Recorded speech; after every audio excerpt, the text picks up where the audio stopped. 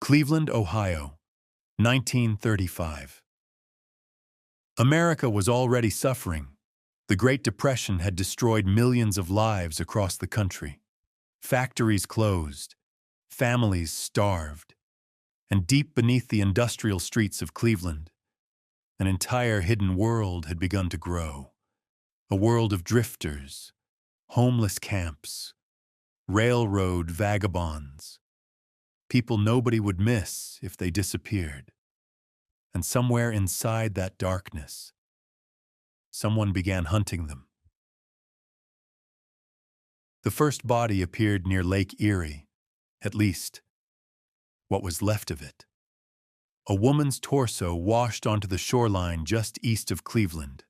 No head, no hands, no lower legs. The killer had cut the body apart with horrifying precision. But what disturbed investigators even more was the skin. It looked strangely preserved, red, leathery, almost chemical. Police searched desperately for the missing body parts. They never found the head.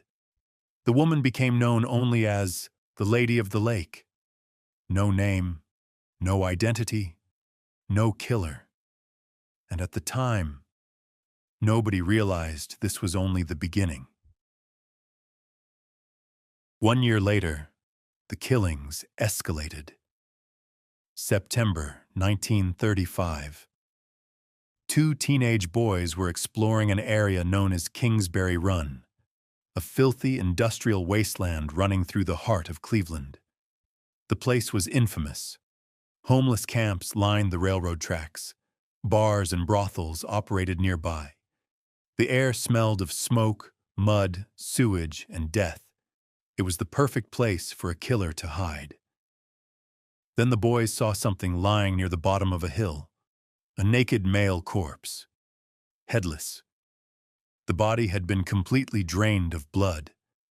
The killer had even removed the victim's genitals, and nearby, police discovered a second body, also decapitated, also mutilated.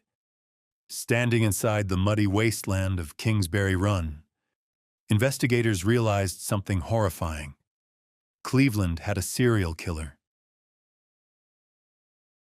The newspapers exploded. Headlines spread across Ohio. People began locking doors earlier at night. Parents warned children not to wander near the rail yards.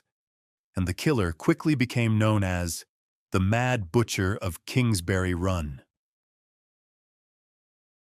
As months passed, more bodies appeared. A woman chopped into pieces and wrapped in newspaper. A tattooed man with his head severed clean off. Another victim discovered rotting beside train tracks. Then another torso floating in sewage water beneath the city bridges.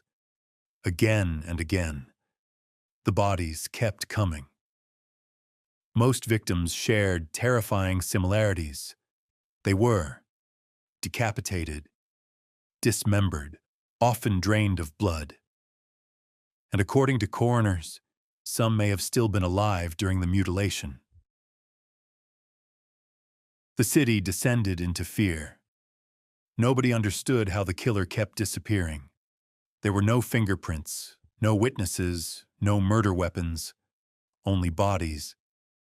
And the killer seemed terrifyingly skilled with anatomy. The cuts were clean, precise, confident, almost surgical, which led investigators toward a terrifying possibility. What if the killer had medical training? Then the murders became even more public. In 1936, parts of another victim were dumped in broad daylight near a busy street.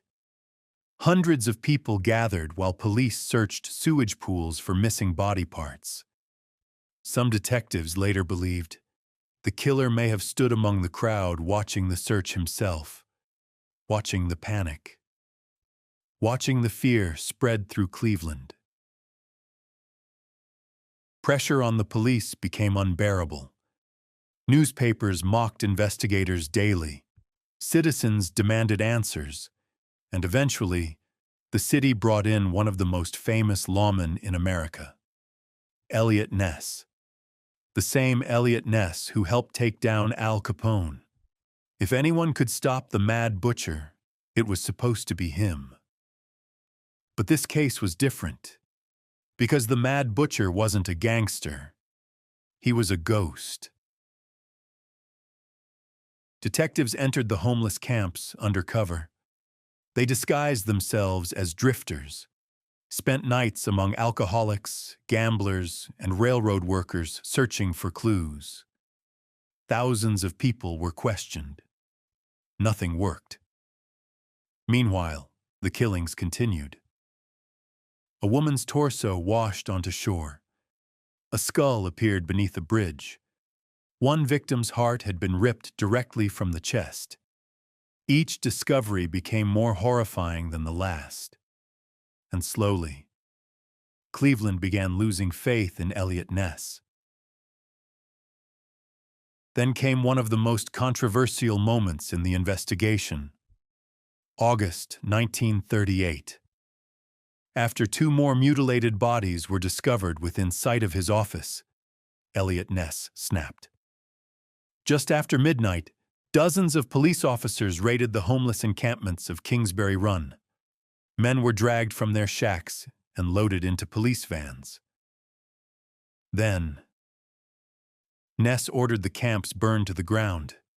Flames consumed the entire shanty town while smoke rose over Cleveland before sunrise. Officially, the raid was meant to flush out the killer. But the public saw it differently. Many believed Eliot Ness had declared war on the homeless because he had failed to catch the murderer. And worst of all, the killings still weren't solved. Then suddenly, police focused on one terrifying suspect, a man many investigators secretly believed was the killer all along. Dr. Francis Sweeney, a brilliant surgeon, former military doctor, alcoholic, mentally unstable, and someone with extensive knowledge of human anatomy. Sweeney lived near Kingsbury Run. He had access to surgical equipment, and according to rumors, he behaved strangely whenever the murders were discussed. Eliot Ness personally interrogated him for days. Some reports claim Ness became convinced Sweeney was the Mad Butcher. But there was a problem. No physical evidence linked him to the crimes. No witnesses. No confession. Nothing prosecutors could use in court. Then something strange happened. Shortly after the interrogation, Dr. Sweeney voluntarily committed himself to a mental institution, and almost immediately, the murders stopped. No more bodies appeared. No more torsos surfaced in the river. No more severed heads. It was as if the killer had simply vanished, but the nightmare didn't truly end, because over the years, Dr. Sweeney allegedly continued sending disturbing postcards and taunting messages to Eliot Ness himself. Almost as if he wanted Ness to know something he could never prove. To this day, the Kingsbury Run murders remain officially unsolved. Most victims were never identified. Many official police records mysteriously disappeared over time, and no one was ever convicted. But even now, many historians and true crime researchers believe they already know the truth. That somewhere inside the darkness of Depression-era Cleveland, a highly intelligent surgeon stalked the homeless, the forgotten, and the vulnerable, cutting bodies apart with surgical precision, while one of America's most famous lawmen failed to stop him. And perhaps the most terrifying part of all is this. If Dr. Francis Sweeney really was the Mad Butcher, then one of America's most horrifying serial killers spent the rest of his life hidden inside a mental institution, never facing justice for what he may have done.